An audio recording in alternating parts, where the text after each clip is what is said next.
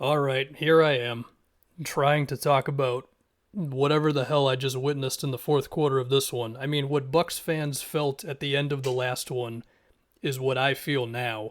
So last like 2 minutes, we get a Giannis top of the key three. We get a Drew three after a series of offensive rebounds, and I think I just saw on Twitter that the Bucks had like a 40% offensive rebound rate in this game, and yeah, that's certainly one way to make up for the fact that sometimes your half court offense gets kind of messed up with spacing and not going at the right matchups or whatever. And I mean, before I start being the sad Celtics fan, like, what's the saying? Never underestimate the heart of a champion. As cliche as it sounds, like, that's the type of game right there. I mean, was that the best game of the series for Giannis? Yeah, probably. As far as the Celtics offense in the fourth, well, the conversation was what is the next adjustment for the Bucks or for anybody really, and it was taking Brook Lopez out of the game and switching more often. And the Celtics fourth quarter offense, I mean, yeah, sure there was the one where Tatum got the switch onto Connaughton, beat him on an ISO, but a whole lot of it was they switch, they stop whatever action the Celtics were running, which a lot of the times is the Tatum screening on the ball or whatever, and then it's like Giannis is guarding Tatum or whoever it might be guarding Tatum or Jalen, and the offense just goes to a standstill, and they got a bunch of mid-range jumpers out of the Celtics, and a few went in, but a decent amount also did not. And then on the other end, the Bucks with their offense, they find a way, man. And yeah, some of it's Giannis just running through dudes, but I mean, in the fourth quarter, there was one thing where they ran a double down screen for, I think it was Grayson Allen, and it forced two Celtics to fight around one of those screens, and then it resulted in a bunch of swing offense, and eventually it's Pat Connaughton at the top of the key open for three.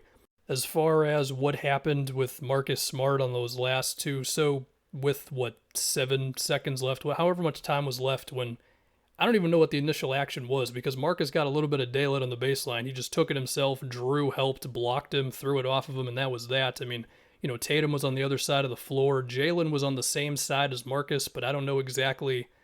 It just happened so fast. I don't know what the play was supposed to be. So I would love to hear the explanation there from Marcus. And as far as him getting stripped from Drew at the half court line, I mean, I don't know. That's just the way it was going to happen, I guess. Jalen was coming up on the left hand side. I think Marcus, like, his intention was to get it to him, and I guess we were going to see like a Jalen Brown pull up three or whatever. Man, like when they first started the smaller lineup and Grayson Allen was out there and Jalen was switching on to him and he just beat him on like three jumpers in a row, and then he did the same thing to George Hill. Like, it just seemed like they were going to match up hunt the Bucks out of the game.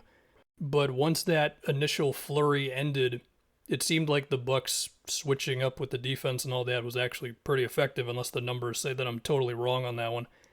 As far as the rest of the game, I mean, it was a mixed bag between Tatum attacking the drop. Like, there were some missed pull-ups, there were some made pull-ups. I might be trying too hard to have a take, but I feel like amongst the Jalen Brown third quarter, he had a pull-up against Brook in the drop, and then I think it was like the play afterwards or maybe right before it, as Brook was dropping on Jalen, Daniel Tice just kind of got behind him underneath the basket for a relatively easy just duck in sort of thing. And it seemed like after that, we just didn't see Brook Lopez for the rest of the game. And I know we did the whole like Budenholzer finally overcame being stubborn thing last offseason, but I mean, give him his credit again. The amount of adjustments they've made from playing aggressively on screens to dropping to pulling Brook Lopez. I mean, kudos to him. As far as the Celtics, I mean, that Bucks defense forced them into the Celtics team that I saw in the first 2 months of the year, where suddenly it wasn't enough movement and it was a lot of mismatch hunting. And yeah, when it's going in, it's great, and when it's not, it's suddenly like, well, there's been like one pass and we've got 5 seconds left on the shot clock. And also with Drew, with Middleton not here, Drew he takes a lot of early shots and possessions, and sometimes it's really frustrating, like when there's three Celtics in the paint and he just takes it himself and his like half of his team hasn't even crossed the half court line. But then other times you get in the fourth where he had Marcus on him on the elbow and he just nailed a deep long two on him, like right with Marcus in his face. So for what that means, I don't know. I've been saying the whole time that we were going seven. That was under the assumption the Celtics won game five and the Bucks won game six.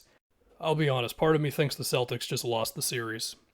I would love for that to be a jinx, but now that I said it's a jinx, maybe that doesn't work. I don't know what the rules are. I tweeted about the Bucks half-court offense in the middle of this game.